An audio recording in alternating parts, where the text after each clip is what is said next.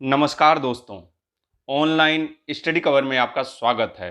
दोस्तों, UP triple S C PET 2023 की बेहतरीन तैयारी के क्रम में आज हम लोग यूथ कंपटीशन बुक से भूगोल का चैप्टर कंप्लीट करने वाले हैं।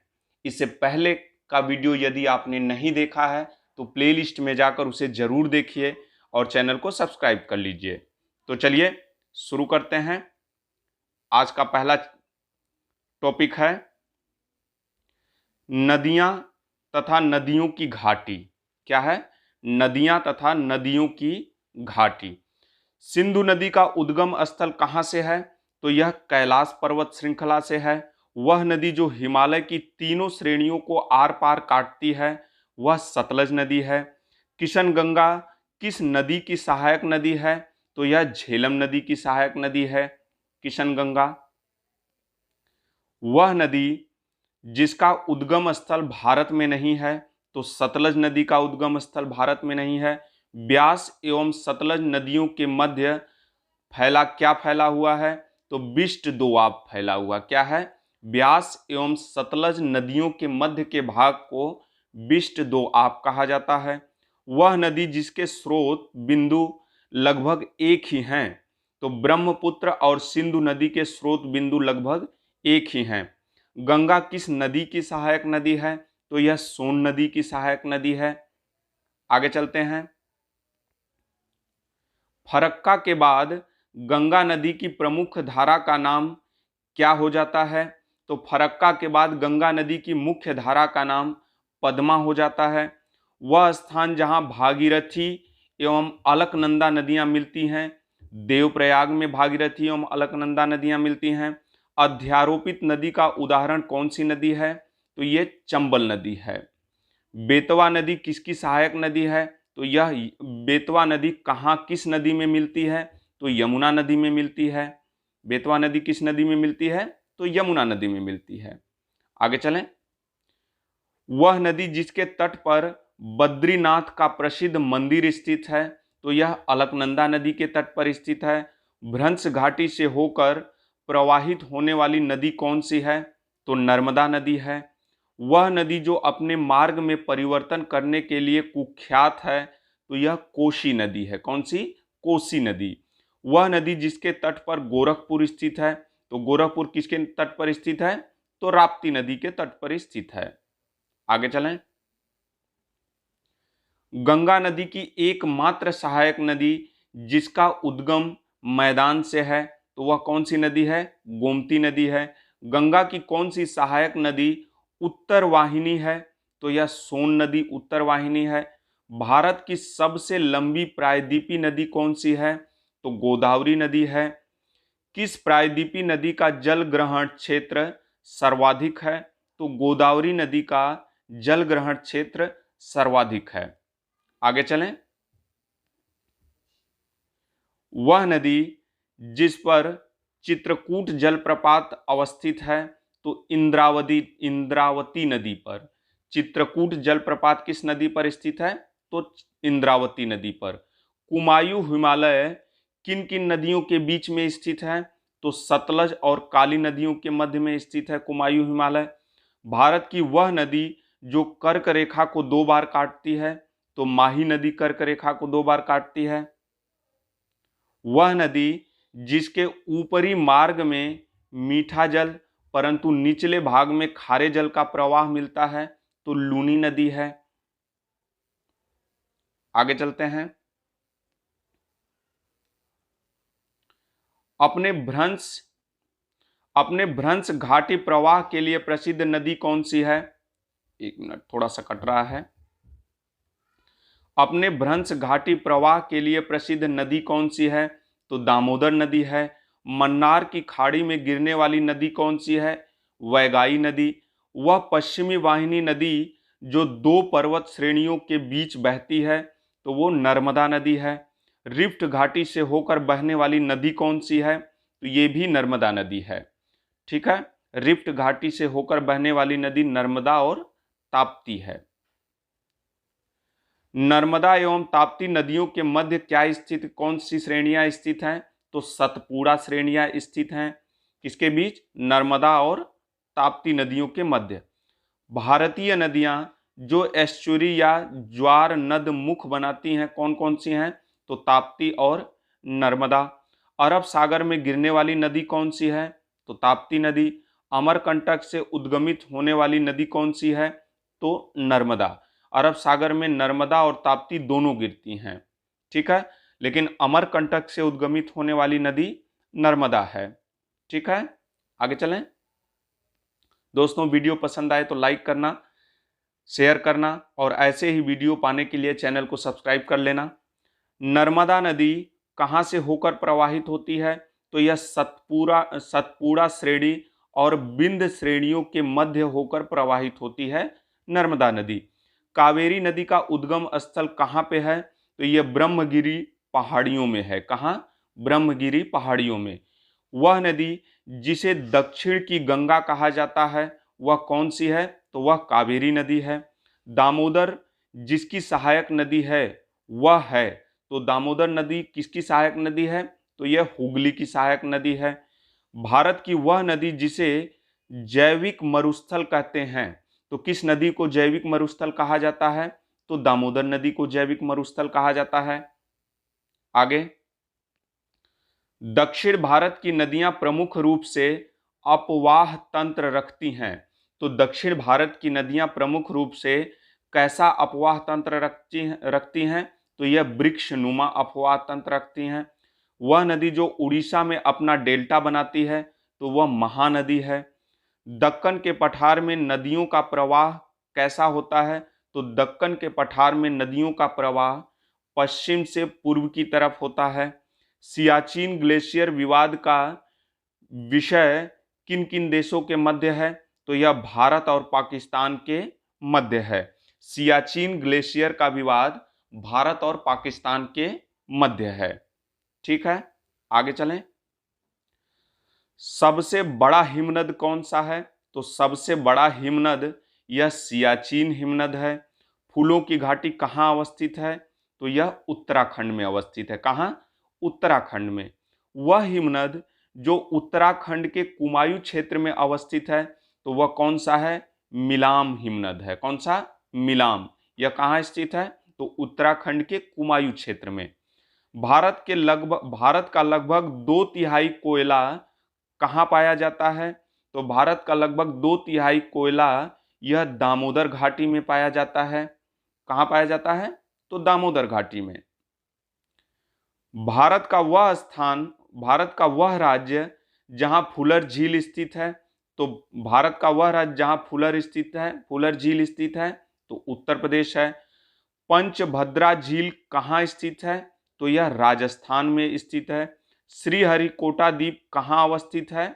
श्रीहरिकोटा द्वीप किसके निकट अवस्थित है? तो यह पुलकट झील के निकट अवस्थित है। वेम्बनाड झील कहाँ है? तो केरल में है। वह जलाशय जिसमें मध्य प्रदेश का हरसूद नगर जलमग्न हुआ था वह जलाशय कौन सा है? तो इंदिरा सागर जलाशय है, ठीक है। आगे चलें। रहस्यमयी झील किसे कहा जाता है? तो रहस्यमयी झील यह रूपकुंड झील को कहा जाता है। किसको? रूपकुंड झील को। 2 भारतीय राज्यों की साझेदारी वाली झील कौन सी है? तो पुलिकट झील है। यह तमिलनाडु और आंध्र प्रदेश के साझेदारी से बनी हुई है। मुंबई की मीठी नदी किस नदी को कहा जाता है? मुंबई की मीठी नदी कहाँ से निकलती है? तो ये बिहार झील से निकलती है। कहाँ से? बिहार झील से। चिल्का झील कहाँ स्थित है? तो उड़ीसा में स्थित है। घाट प्रभा नहर परियोजना किस राज्य में स्थित है? तो यह कर्नाटक में स्थित है। कौन सा? घाट नहर परियोजना, ठीक है। आगे चलें। उकाई नहर परियोजना किस राज्य में स्थित है? तो उकाई नहर परियोजना यह गुजरात में स्थित है। एक मिनट, सही है। उकाई नहर परियोजना यह गुजरात में स्थित है। नीरा नहर परियोजना कहाँ स्थित है? तो यह महाराष्ट्र में स्थित है। तुलबुल परियोजना किस नदी पर अवस्थित है? तो तुलबुल परियोजना झेलम नदी पर अवस्थित है। चेरुथानी बांध किस नदी पर अवस्थित है? तो चेरुथानी बांध यह पेरियार नदी पर अवस्थित है। मलमपुझा बांध किस नदी पर अवस्थित है? मलमपुझा बांध किस नदी पर अवस्थित है? तो यह मलमपुझा नदी पर अवस्थित है। किस नदी पर? मलमपुझा नदी पर। आगे चलें। कोटेश्वर बांध किस नदी पर बनाया गया है? तो कोटेश्वर बांध भागीरथी नदी पर बनाया गया है।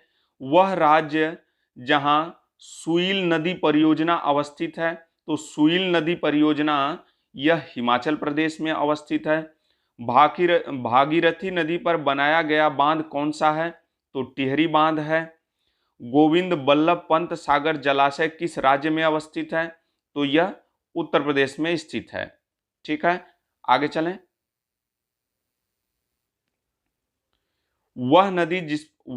बेतवा नदी पर बनाया गया बांध कौन सा है?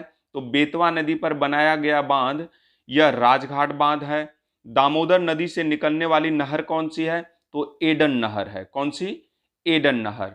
भारत का वह स्थान जहां नागार्जुन सागर परियोजना स्थित है, तो भारत का वह राज्य जहां नागार्जुन सागर परियोजना स्थित है, तो वह आंध्र प्रदेश है। मीठे पानी की कल्पसर परियोजना किस राज्य में स्थित है? तो मीठे पानी की कल्पसर परियोजना यह गुजरात में स्थित है। कहां? गुजरात में।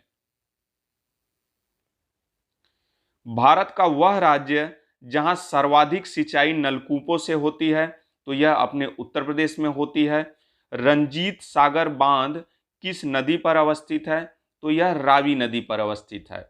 वह परियोजना जो तमिलनाडु, आंध्र प्रदेश तथा कर्नाटक का संयुक्त कार्य है, तो वह परियोजना कौन सी है? तो तेलुगु गंगा परियोजना। कौन सी है?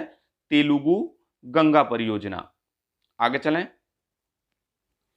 इंदिरा गांधी नहर का उद्गम स्थल कहां से है? तो इंदिरा गांधी नहर का उद्गम स्थल यह हरिके बैराज से है। कहां से? हरिके बैराज से। राजस्थान इंदिरा गांधी नहर किस नदी से निकलती है? तो यह सतलज व ब्यास नदी के संगम से निकलती है। रोंगटोंग जल विद्युत परियोजना किस राज्य में अवस्थित है? तो रोंगटोंग जल विद्युत परियोजना यह हिमाचल प्रदेश में स्थित है। नागार्जुन सागर बांध किस नदी पर अवस्थित है? तो यह कृष्णा नदी पर अवस्थित है। किस नदी पर? तो कृष्णा नदी पर। आगे चलें। शिव समुद्रम जल विद्युत परियोजना किस राज्य में स्थित है? तो यह कर्नाटक राज्य में स्थित है। रानी लक्ष्मीबाई बांध किस नदी पर अवस्थित है? तो यह बेतवा नदी पर अवस्थित है। उन दो राज्यों के नाम जिन्होंने किसाऊ बांध परियोजना हेतु एक समझौते पर हस्ताक्षर किया है, तो किसाऊ बांध परियोजना हेतु वो दो राज्य कौन से हैं जिन्होंने समझौते पर हस्ताक्षर किए हैं? तो यह उत्तराखंड और हिमाचल प्रदेश है। किसके लिए समझौते पर हस्ताक्षर किया इन्होंने? तो किसाऊ बांध परियोजना के लिए। बगलिहार परियोजना किस नदी पर अवस्थित है? तो बगलिहार परियोजना यह चिनाब नदी पर स्थित है। आगे चलें। कलपोंग जल विद्युत परियोजना कलपोंग जल विद्युत परियोजना किस राज्य में अवस्थित है? तो यह अंडमान व निकोबार द्वीप समूह में अवस्थित है। कलपोंग जल विद्युत परियोजना। मंगलम सिंचाई परियोजना किस राज्य में स्थित है? किस राज्य की है? तो यह केरल की है। मंगलम सिंचाई परियोजना किस राज्य की है? तो यह केरल राज्य की है। सेतु समुद्रम परियोजना किसको किसको जोड़ती है? तो सेतु समुद्रम परियोजना यह मन्नार की खाड़ी को पाक की खाड़ी से जोड़ती है। कौन सी परियोजना? सेतु समुद्रम परियोजना मन्नार की खाड़ी को पाक की खाड़ी से जोड़ती है। ठीक है, आगे चलें। फरक्का बैराज का निर्माण कहां पे हुआ है? तो फरक्का बैराज का निर्माण कहां हुआ है? तो हुगली में पर्याप्त जल प्रवाह बनाए रखने हेतु। सॉरी, क्वेश्चन है इसका, फरक्का बैराज का निर्माण किस लिए हुआ है? फरक्का बैराज का निर्माण किस लिए हुआ है? तो ये हुगली में पर्याप्त जल प्रवाह बनाए रखने हेतु फरक्का बैराज का निर्माण हुआ है। ठीक है। बंकिंघम नहर का मुख्य कार्य क्या है? तो बंकिंघम नहर का मुख्य कार्य सिंचाई तथा नौकागमन है। बड़े बांध बनाने का विरोध किया जाता है क्योंकि इससे प्राकृतिक असंतुलन पैदा होता है। तो बड़े बांध बनाने से प्राकृतिक असंतुलन पैदा होता है। सबसे बड़ी सिंचाई परियोजना कौन सी है? तो ये भाखड़ा नांगल परियोजना है, यह सबसे बड़ी सिंचाई परियोजना है। रुद्र सागर परियोजना किस राज्य में स्थित है? तो रुद्र सागर परियोजना यह त्रिपुरा में स्थित है। किसमें? त्रिपुरा में। यह त्रिपुरा राज्य की परियोजना है।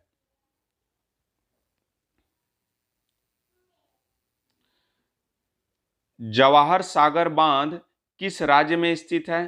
तो जवाहर सागर बांध राजस्थान में स्थित है। वह नदी जिसके मुहाने पर पक्षी के पंजे की आकृति वाला डेल्टा बनता है वह कौन सी है? तो मिसिसिपी नदी है। कौन सी? मिसिसिपी नदी। मिसिसिपी नदी के मुहाने पर पक्षी के पंजे की आकृति वाला डेल्टा बनता है। ठीक है। यूरोप में 4 राजधानियों से होकर प्रवाहित होने वाली नदी कौन सी है? तो यूरोप में 4 राजधानियों से होकर प्रवाहित होने वाली नदी डेन्यूब नदी है। कौन सी? डेन्यूब नदी। आगे चलते हैं। नीली नदी यानी ब्लू नील, नीली नील और ब्लू नील नदी किस झील से निकलती है? तो नीली नील और ब्लू नील नदी यह ताना झील से निकलती है। किस झील से? ताना झील से। करीबाबाद किस नदी पर निर्मित है? तो यह जाम्बेजी नदी पर निर्मित है। अफ्रीका की वह नदी जो मकर रेखा को 2 बार काटती है तो वह लिम्पोपो नदी है। कौन सी? लिम्पोपो नदी। भ्रंश घाटी से निकलने वाली नदी कौन सी है?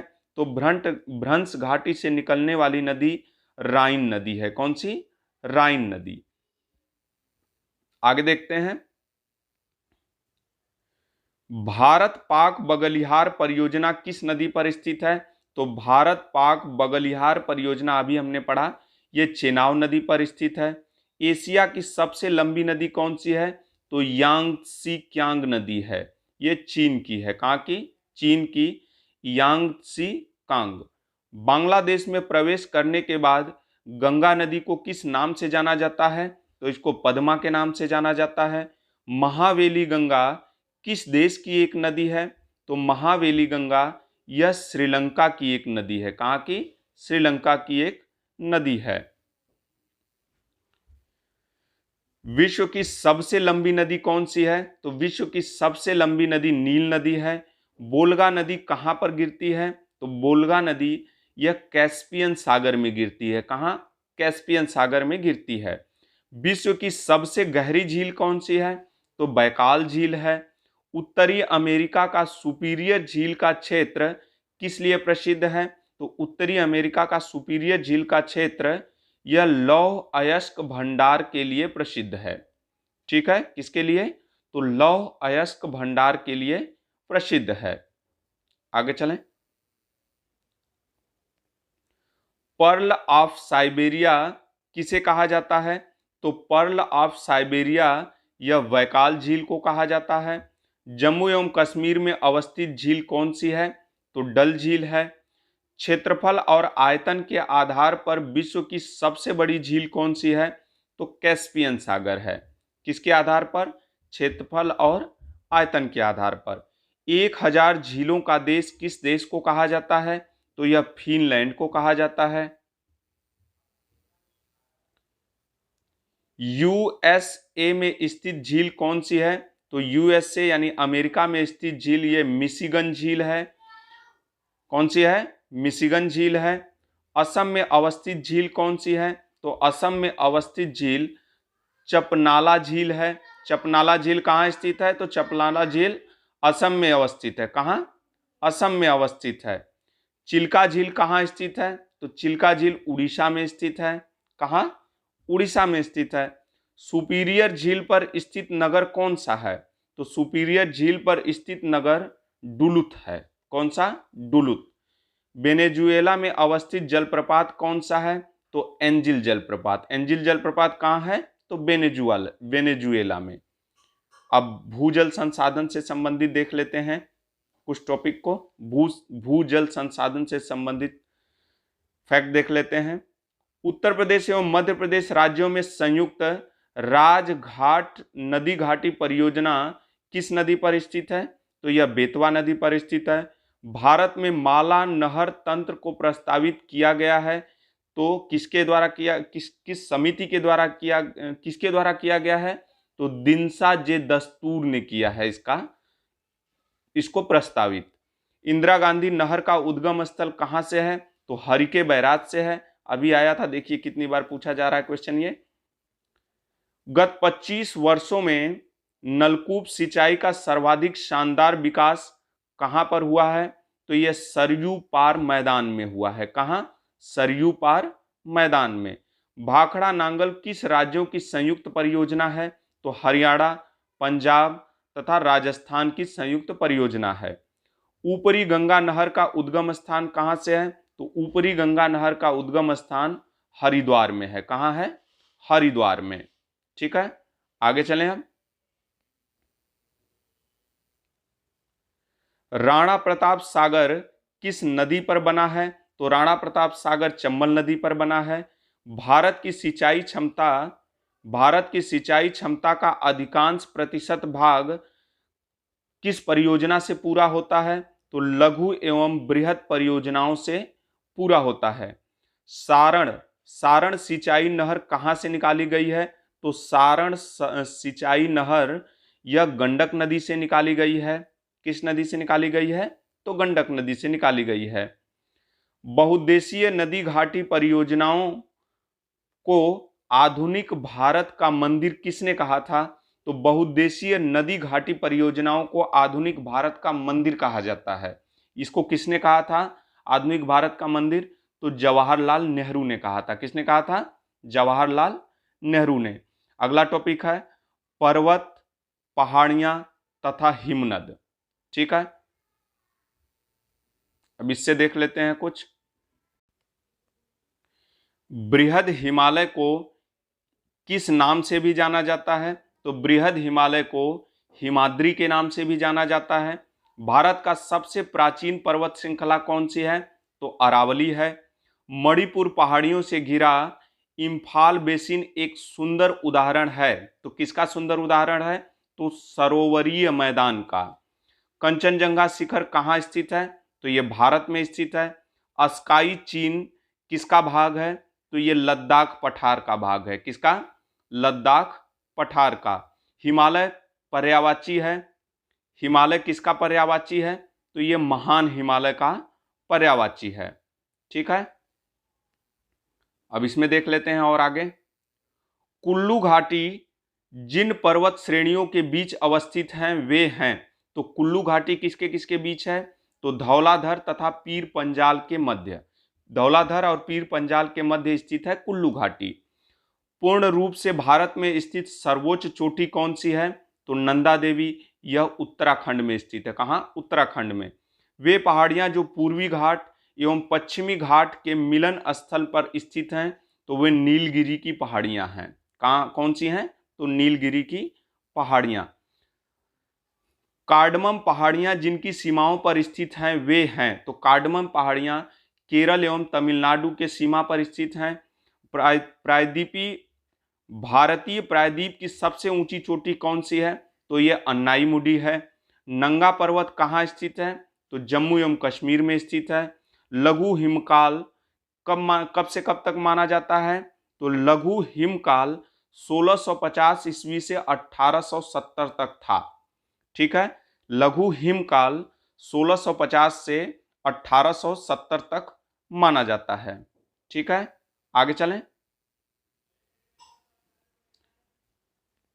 अंडमान और निकोबार द्वीप समूह में सबसे अधिक ऊंची वाली चोटी, सबसे अधिक ऊंचाई वाली चोटी कौन सी है अंडमान और निकोबार द्वीप समूह में? तो सैडल पीक है। सबसे नवीन पर्वत श्रेणी कौन सी है? शिवालिक है। धौलाधार तथा पीर पंजाल की महत्वपूर्ण श्रेणियां कहाँ अवस्थित हैं? तो ये लघु हिमालय में स्थित हैं। ठीक है, आगे चलें। अब देखिए इसमें क्या दिया हुआ है। विभिन्न महाद्वीपों में विशिष्ट। अब महाद्वीपों के बारे में जानकारी ले लेते हैं इसमें।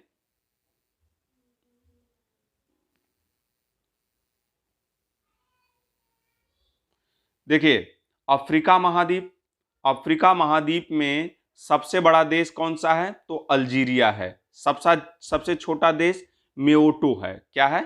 सबसे बड़ा देश अल्जीरिया है, सबसे छोटा देश मेओटो। पर्वत श्रृंखला, सबसे पर्वत है ये माउंट किलिमंजारो 5895 मीटर। और सबसे लंबी नदी कौन सी है? नील नदी। और सबसे गहनतम बिंदु है अक्साई झील 156 मीटर। ठीक है। अंटार्कटिका में पर्वत है मासिफ। बिन्सन मासिफ, यह अंटार्कटिका में पर्वत है 5140 मीटर। सबसे लंबी नदी ओनेक्स है 32 किलोमीटर। और गहनतम बिंदु है बेंटल ट्रेंच 2853 मीटर गहराई है इसकी। एशिया में सबसे बड़ा देश चीन है, सबसे छोटा देश मालदीव है। सबसे ऊंची चोटी पर्वत कौन सा है एशिया में? Mount Everest 8848 metre. सबसे लंबी नदी यांगसी है। और सबसे गहनतम बिंदु डेड सी है 408 मीटर इसकी गहराई है। ठीक है। ऑस्ट्रेलिया, सबसे बड़ा देश ऑस्ट्रेलिया, सबसे छोटा देश नौरू। पर्वत है माउंट कोसियुस्को और इसकी ऊंचाई 2228 मीटर है। सबसे लंबी नदी मर्रे है। और सबसे गहनतम बिंदु आयर झील है 16 मीटर। ठीक है, 16 मीटर गहराई है। यूरोप महाद्वीप में सबसे बड़ा देश रूस है, सबसे छोटा देश वेटिकन सिटी है। और पर्वत है माउंट एल्ब्रुस 5642 मीटर है। सबसे लंबी नदी बोल्गा है। और कैस्पियन सागर 28 मीटर इसकी गहराई है, गहनतम बिंदु कैस्पियन सागर। उत्तरी अमेरिका महाद्वीप का सबसे बड़ा देश कनाडा है, सबसे छोटा देश सेंट पीरे है। और पर्वत है माउंट मैकिनले 6194 मीटर इसकी ऊंचाई है। सबसे लंबी नदी मिसौरी है। और गहनतम बिंदु है डेथ वैली 86 मीटर है। ठीक है। अब इसमें उसकी देख लेते हैं दक्षिण अमेरिका की। दक्षिण अमेरिका का सबसे बड़ा देश ब्राजील है, सबसे छोटा देश फ्रैंकलैंड द्वीप है। और पर्वत है ओजस डेल सेलेडो, इसकी ऊंचाई 7084 मीटर है। सबसे लंबी नदी अमेजन है, ये कहाँ पड़ती है? दक्षिण अमेरिका में। और सबसे गहनतम बिंदु है वाइल्ड पेनिन 40 मीटर इसकी गहराई है। ठीक है। अब इसको दोस्तों बड़ा कर लेते हैं।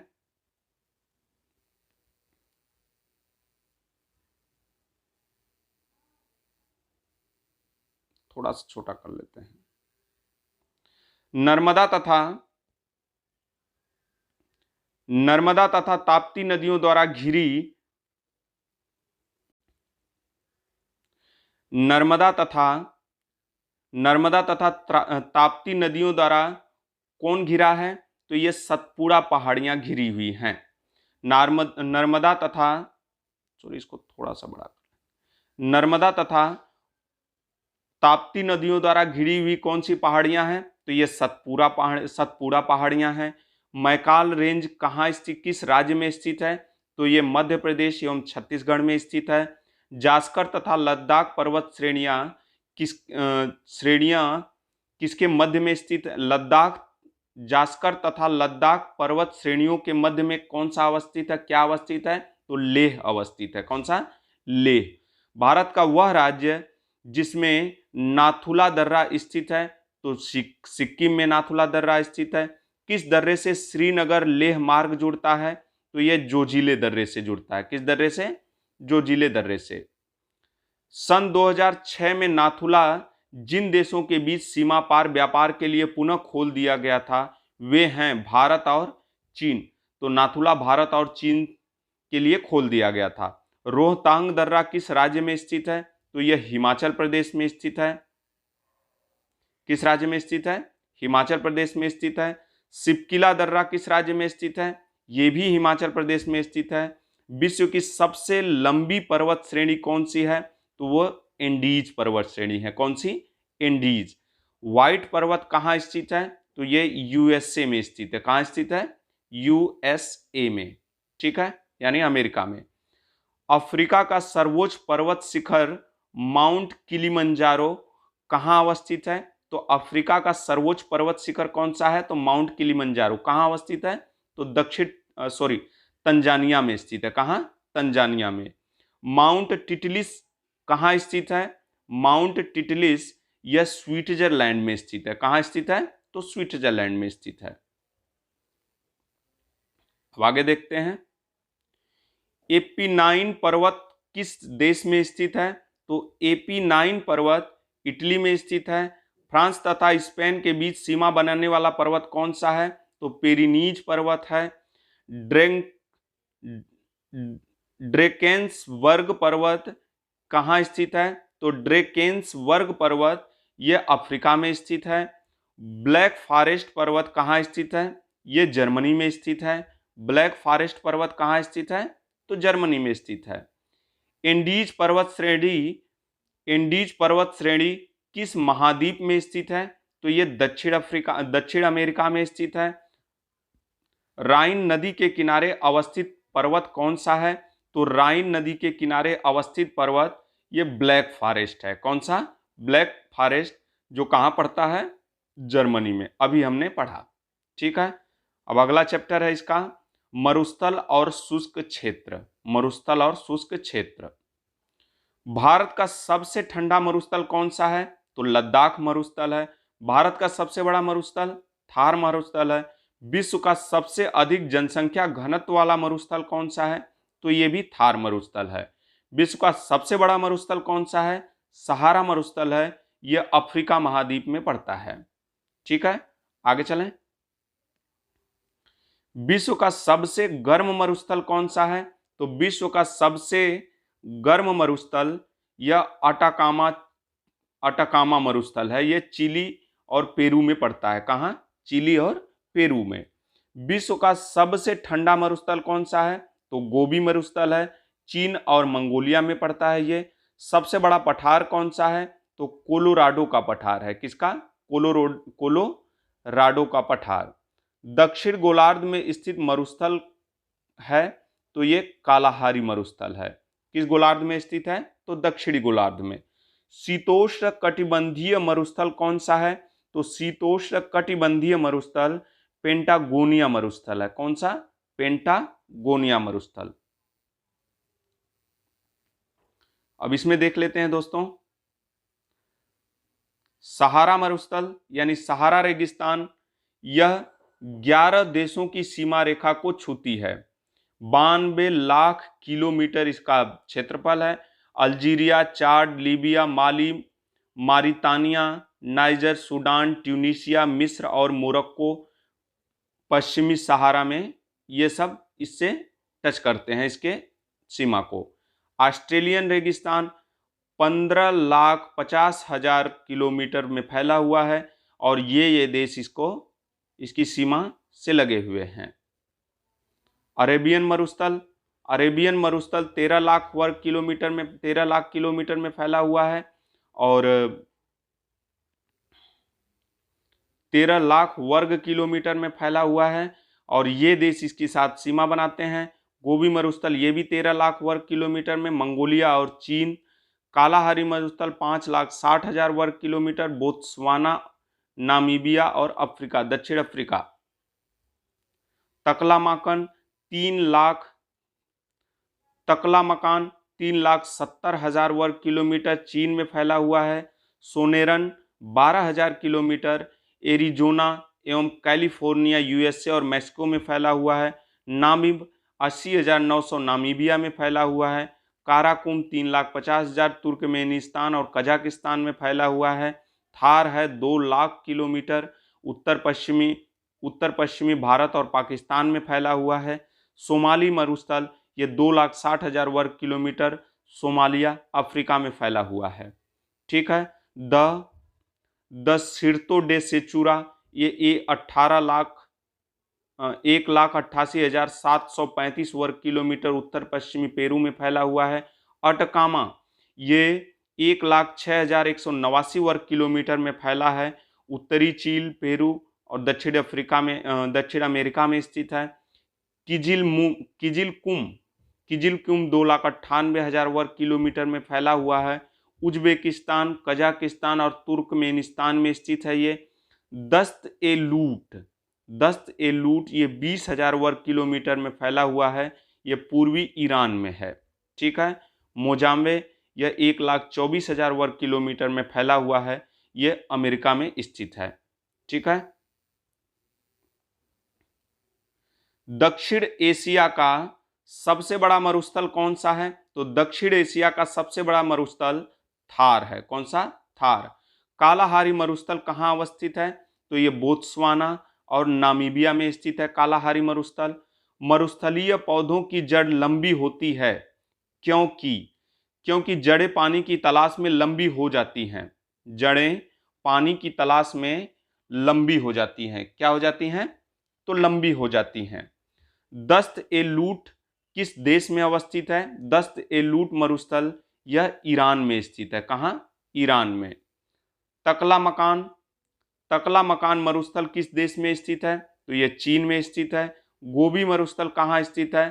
तो यह मंगोलिया में स्थित है। कहाँ? मंगोलिया में। आगे चलें।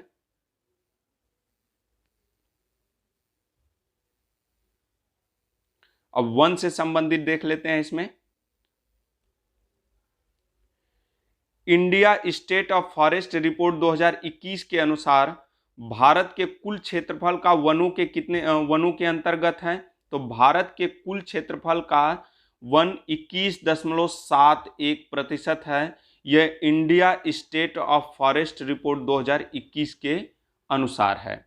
ठीक है। India state of forest report 2021 के अनुसार भारत में कुल वनावरण एवं वृक्षावरण देश के कुल भौगोलिक क्षेत्र का कितना प्रतिशत है? तो ये 24.62% है। ठीक है। सदाबहार वन कहाँ पाए जाते हैं? तो सदाबहार वन यह पश्चिमी घाट में पाए जाते हैं। भारत का वह स्थान जहाँ सागवान का वन पाया जाता है, तो सागवान का वन ये मध्य प्रदेश में पाया जाता है।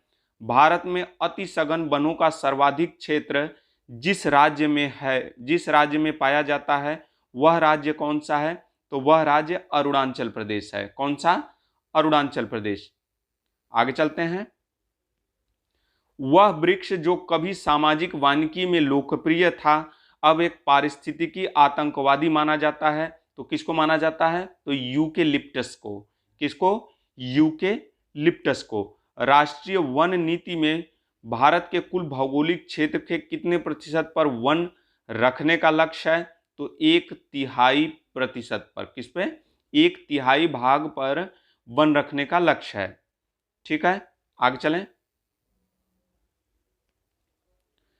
राज्य संघ राज्य क्षेत्र समूहों में जिसमें वन कुल भौगोलिक क्षेत्र के 75% से अधिक क्षेत्र पर आच्छादित हैं, वे कौन से हैं? तो अरुणाचल प्रदेश, लक्षद्वीप, अंडमान एवं निकोबार द्वीप समूह, मेघालय और मिजोरम। इन राज्यों के भौगोलिक क्षेत्र में वन 75% से अधिक हैं।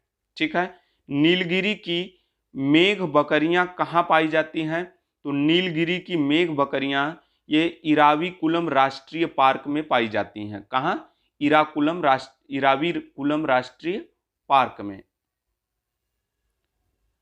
वह देश जिसमें कुल भौगोलिक क्षेत्र के 70% भाग पर वन बनाए रखने का संवैधानिक प्रावधान है, तो वो भूटान है।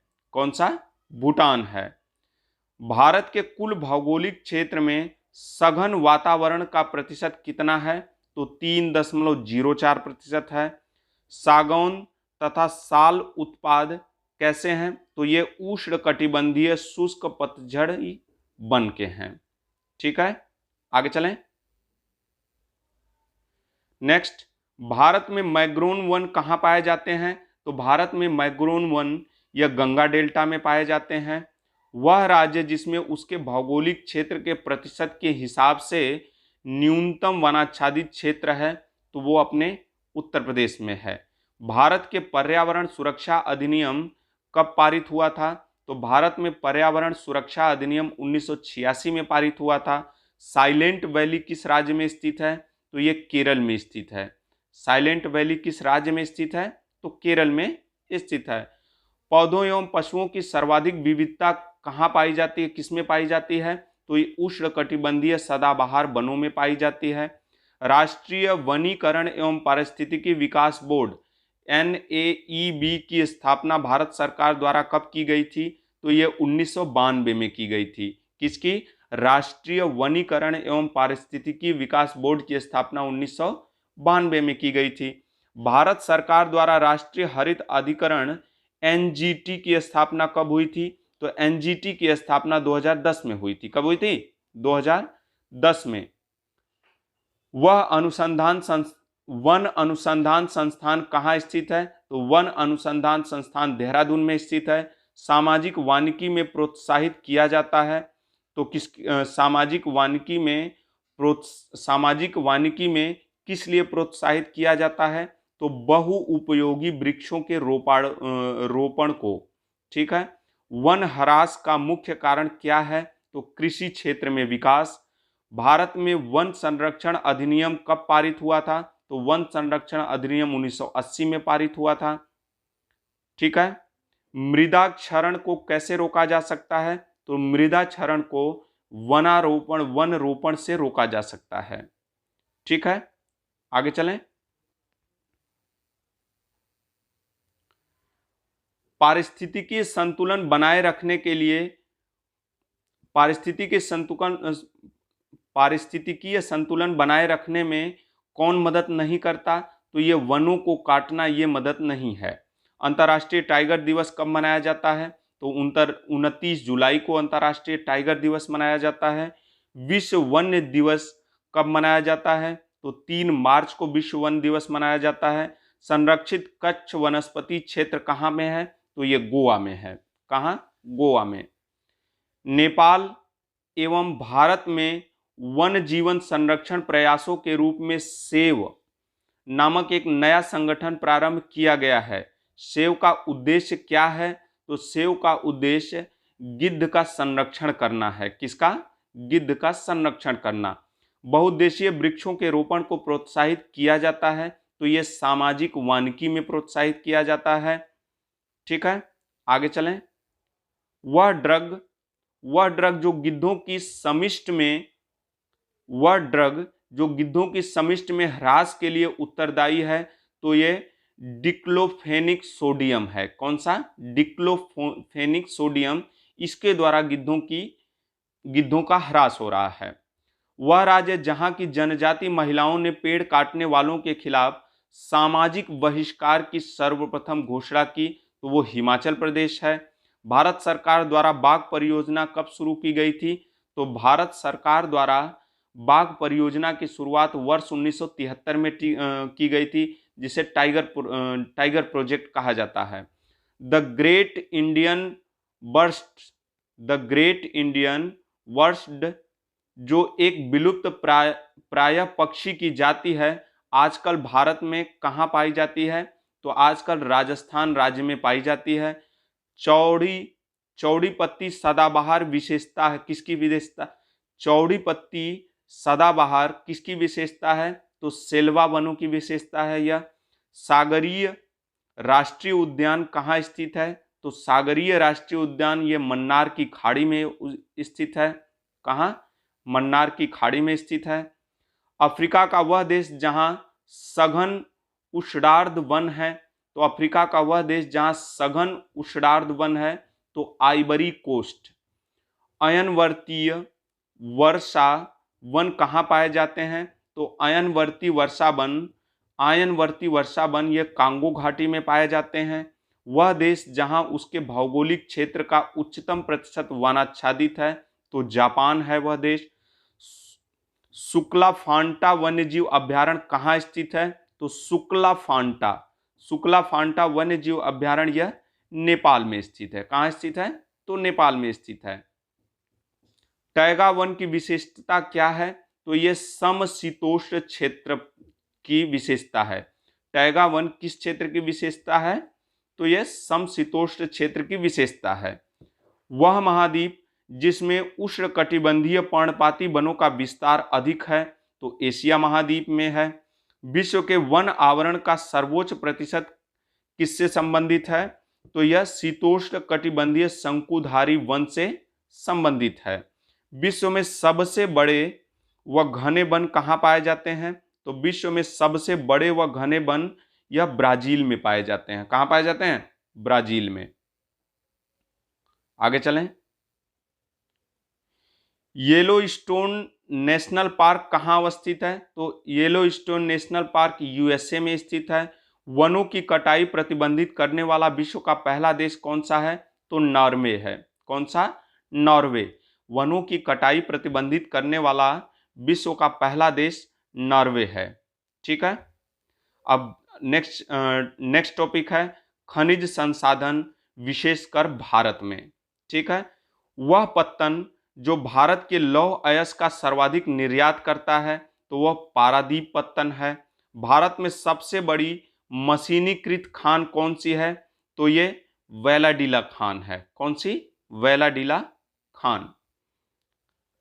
विश्व का एक तिहाई से अधिक कच्चा इस्पात का उत्पादन कहाँ होता है? तो चीन में होता है। छत्तीसगढ़ में कोरबा का महत्व किस लिए है? तो कोरबा का महत्व एल्यूमिनियम उद्योग के कारण है। ठीक है। किसके लिए? एल्यूमिनियम उद्योग के लिए है इसका उद्योग। आगे चलें।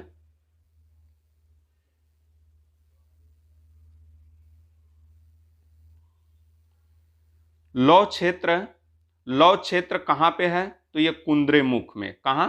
कुंद्रेमुख।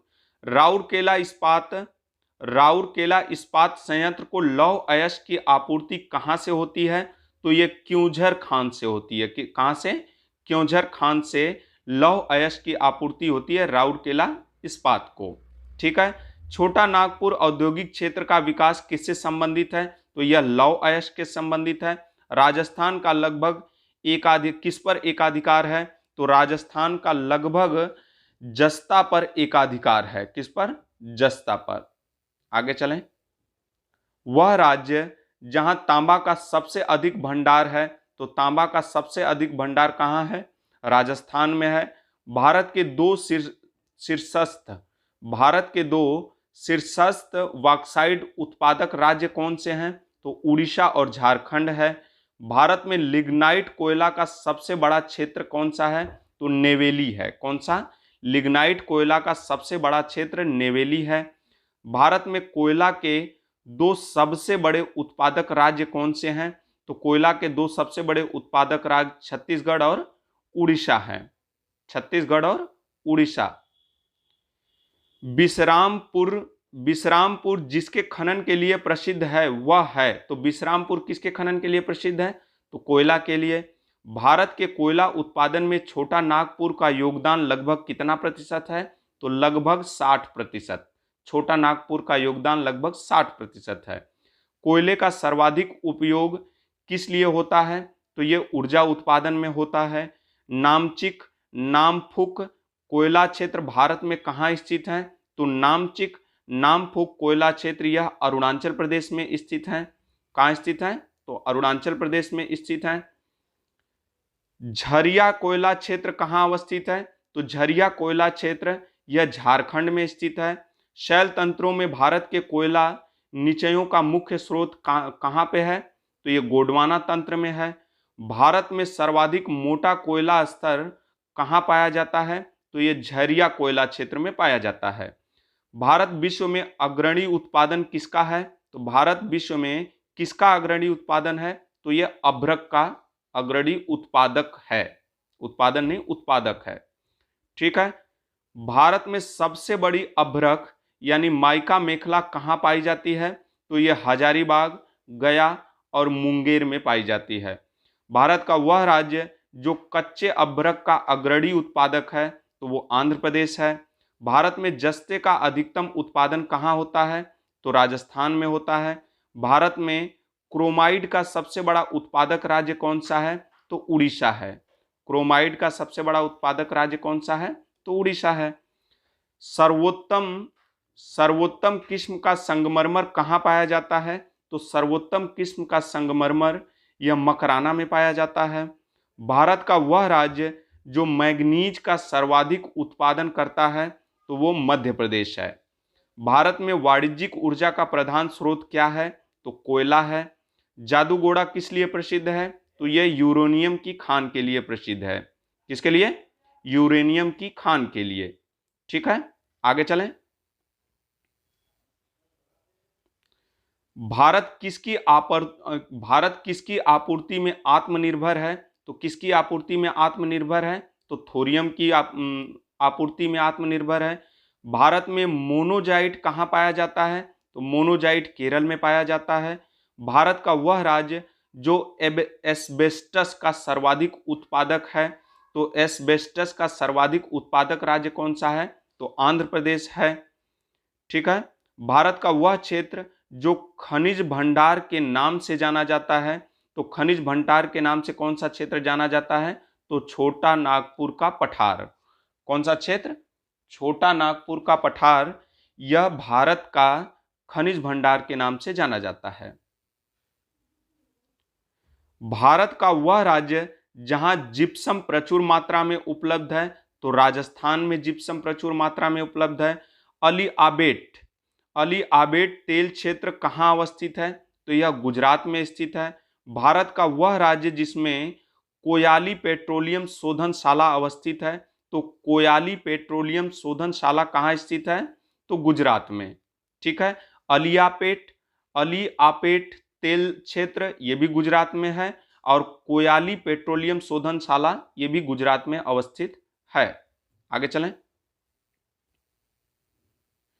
नून माटी का तेल शोधक कारखाना कहाँ अवस्थित है?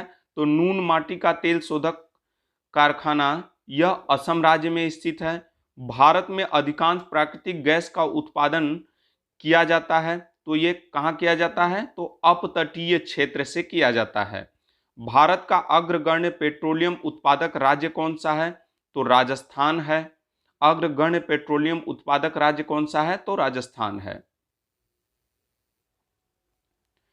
गुजरात पेट्रोलियम निगम द्वारा गुजरात का वह क्षेत्र जहां खनिज तेल के भंडारों का पता चला है, वह कौन सा राज्य है, कौन सा क्षेत्र है? तो कांडला क्षेत्र है। वह राज्य जिसमें पेट्रो रसायन उद्योगों के लिए आदर्श दशाएं पाई जाती हैं, तो वो गुजरात है। हजारी उर्वरक कारखाना कहाँ किस पर आधारित है? तो हजारी उर्वरक कारखाना यह प्राकृतिक गैस पर आधारित है। ठीक है, वह प्राधिकरण जिसके द्वारा हजारीबाग बीजापुर पाइपलाइन निर्मित की गई है, तो वह प्राधिकरण जिसके द्वारा हजीरा बीजापुर पाइपलाइन निर्मित की गई है, तो यह जगदीशपुर गैस प्राधिकरण के द्वारा की गई है।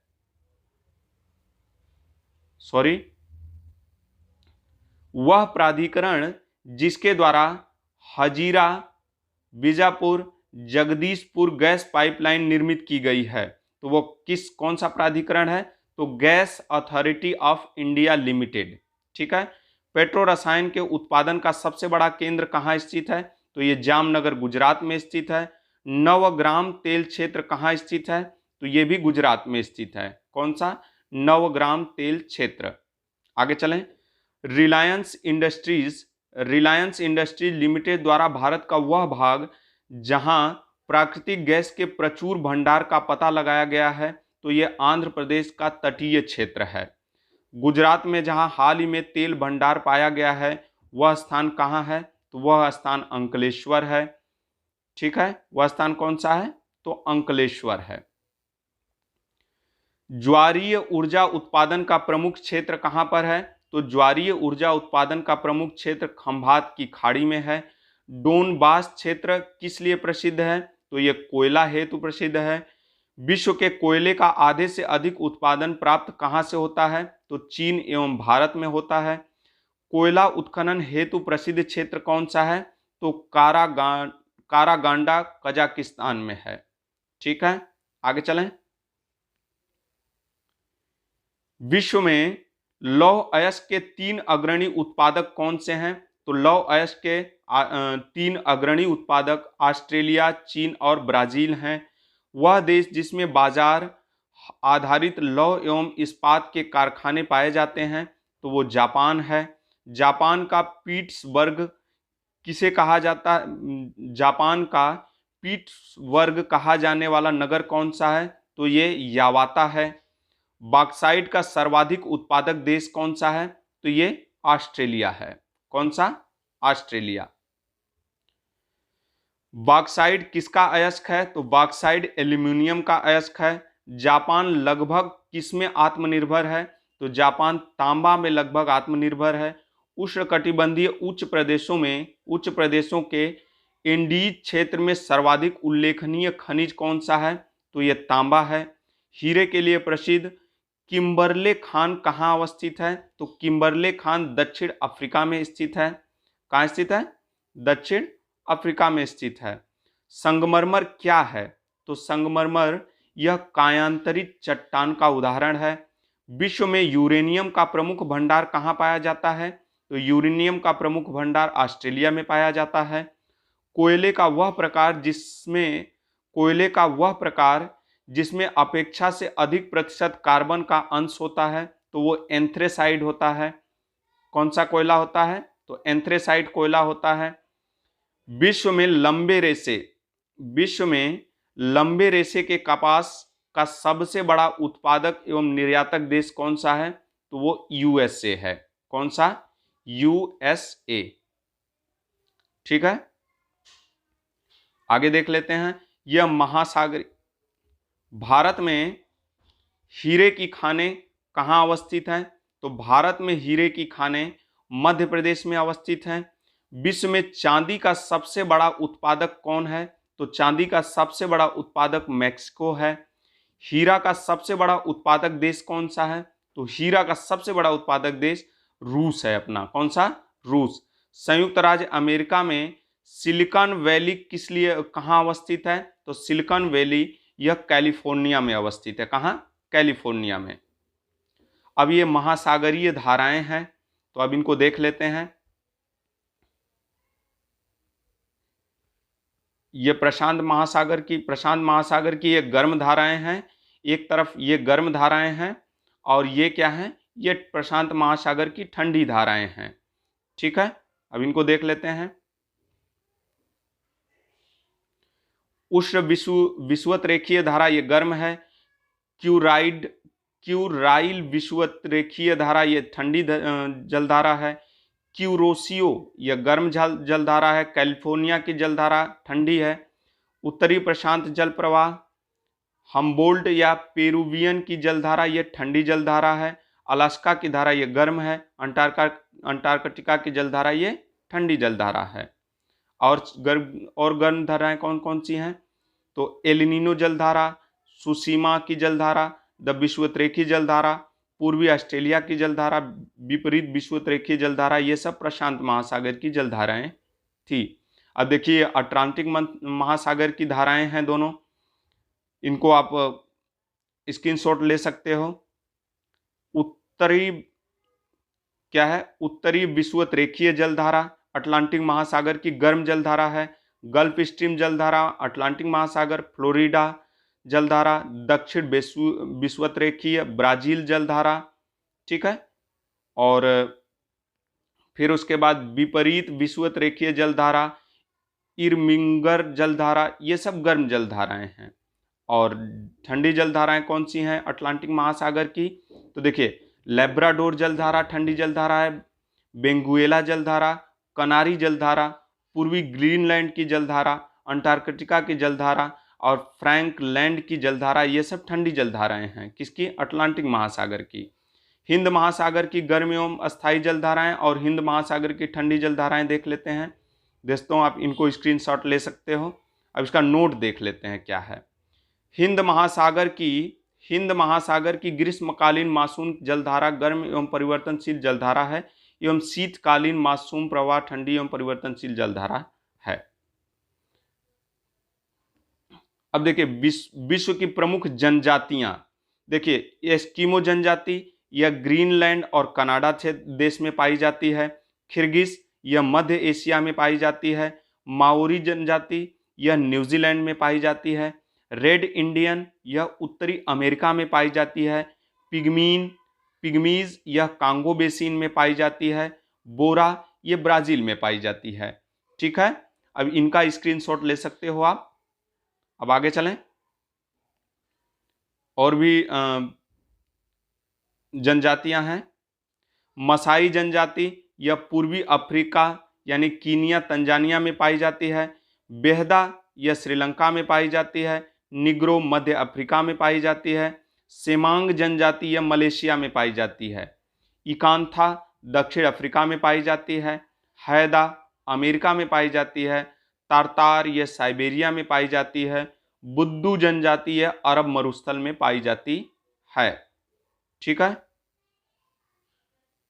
अब इसमें देख लेते हैं। यूकाधिर, यूकाधिर यह साइबेरिया में पाई जाती है।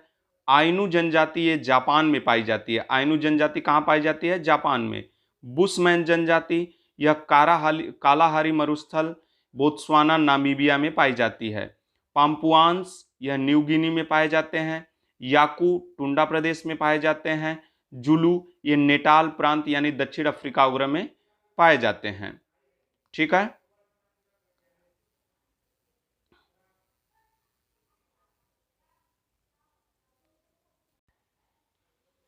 विश्व की प्रमुख वनस्पतियों के बारे में देख लेते हैं। अब देखिए, टोपोफाइट, विश्व की प्रमुख वनस्पतियां जो हैं ये ट्रोपोफाइट, ट्रोपोफाइट यह उष्णकटिबंधीय जलवायु वाली घास एवं वनस्पति है। हाइग्रोफाइट यह दलदली एवं भूमध्य रेखीय उष्ण आर्द्रता वाली वनस्पति है। जेरोफाइट यह उष्णकटिबंधीय मरुस्थलीय क्षेत्रों की वनस्पति है। हाइड्रोफाइट यह जल प्लावित क्षेत्रों की वनस्पति है। ठीक है, मेसोफाइट यह शीतोष्ण कटिबंधीय क्षेत्र की वनस्पति है। क्रायोफाइट टुंड्रा एवं शीत प्रधान क्षेत्रों की वनस्पति है। हेलोफाइट नमकीन क्षेत्र में पाई जाने वाली वनस्पति है। और लिथोफाइट यह कच्ची चट्टानों में उगने वाली वनस्पति है। ठीक है, यह कच्ची चट्टानों में उगने वाली वनस्पति है। अब देखिए, संधियां देख लेते हैं। विश्व की प्रमुख संधियां, इससे क्वेश्चन पूछे जाते हैं। जल संधियां, ये मलक्का जल संधि, मलक्का जल संधि अंडमान सागर एवं दक्षिण चीन सागर को जोड़ती है। इंडोनेशिया और मलेशिया इसकी भौगोलिक स्थिति है। पाक जल संधि मन्नार एवं बंगाल की खाड़ी को जोड़ती है। भारत श्रीलंका इसकी स्थिति है। लुजोन जल संधि दक्षिण चीन सागर एवं फिलीपींस सागर को जोड़ती है। यह ताइवान और फिलीपींस इसकी वर्तमान स्थिति है। बेरिंग जल संधि, बेरिंग जल संधि बेरिंग सागर एवं चुकसी सागर को जोड़ती है, करती है। अलास्का और रूस स्थिति है इसकी। डेविस जल संधि बेफिन खाड़ी एवं अटलांटिक महासागर को जोड़ती है। ग्रीनलैंड और कनाडा इसकी वर्तमान स्थिति है। डेनमार्क जल संधि उत्तरी अटलांटिक सागर व आर्कटिक सागर को जोड़ती है। आइसलैंड और ग्रीनलैंड में है। ठीक है, डोवर जल संधि, डोवर जल संधि यह इंग्लिश चैनल एवं उत्तरी सागर को जोड़ती है।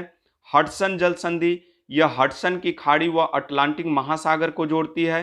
जिब्राल्टर जल संधि क्वेश्चन पूछा गया है, कई बार पूछा गया है, भूमध्य सागर एवं अटलांटिक महासागर को जोड़ती है जिब्राल्टर संधि। कोरिया की जल संधि, कोरिया जल संधि यह जापान सागर एवं पूर्वी चीन सागर को जोड़ती है। ठीक है, आगे चलें। मैगलन जल संधि प्रशांत महासागर व अटलांटिक महासागर को जोड़ती है। फ्लोरिडा जल संधि मैक्सिको की खाड़ी व अटलांटिक महासागर को जोड़ती है। बांस जल संधि तस्मान सागर एवं दक्षिण सागर को जोड़ती है। कुक जल संधि दक्षिणी प्रशांत महासागर एवं तस्मान सागर को जोड़ती है। ठीक है, सुंडा जल संधि, सुंडा जल संधि यह जावा सागर एवं हिंद महासागर को जोड़ती है। अब आगे और देख लेते हैं जल संधि। टोकरा जल संधि, टोकरा जल संधि यह पूर्वी चीन सागर एवं प्रशांत महासागर को जोड़ती है। यूकाटन जल संधि मैक्सिको की खाड़ी व कैरेबियन सागर को जोड़ती है। ओरंटो, ओरंटो यह एशियाटिक सागर व ओराटिक सागर या आयोनियन सागर को जोड़ती है। नॉर्थ चैनल जल संधि या आयरिश सागर व अटलांटिक महासागर को जोड़ती है।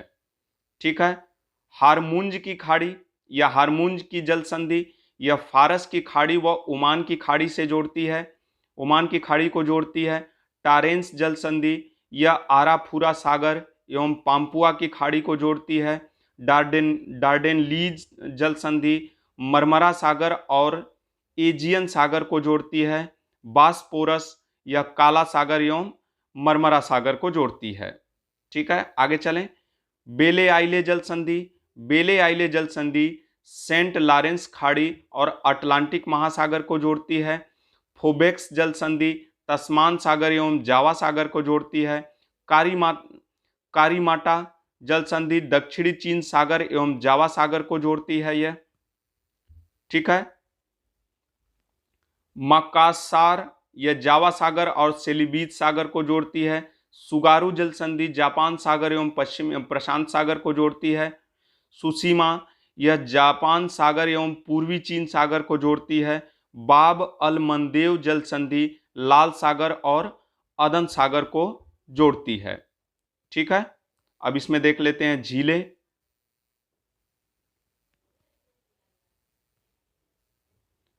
झीलें देख लेते हैं दोस्तों। कैस्पियन सागर,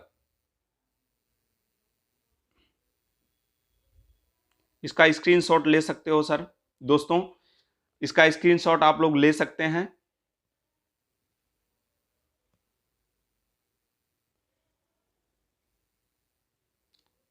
इस वीडियो को यहीं पे कंप्लीट करते हैं दोस्तों। कल एक नए वीडियो यानी भारत, कल यहाँ से हम लोग कंप्लीट करेंगे भारत एवं विश्व का राजनैतिक भूगोल। कल इस टॉपिक पर वीडियो आएगा। तब तक के लिए धन्यवाद। इस वीडियो को यहीं पे कंप्लीट करते हैं। वीडियो पसंद आए तो लाइक करना, चैनल को सब्सक्राइब करना। धन्यवाद।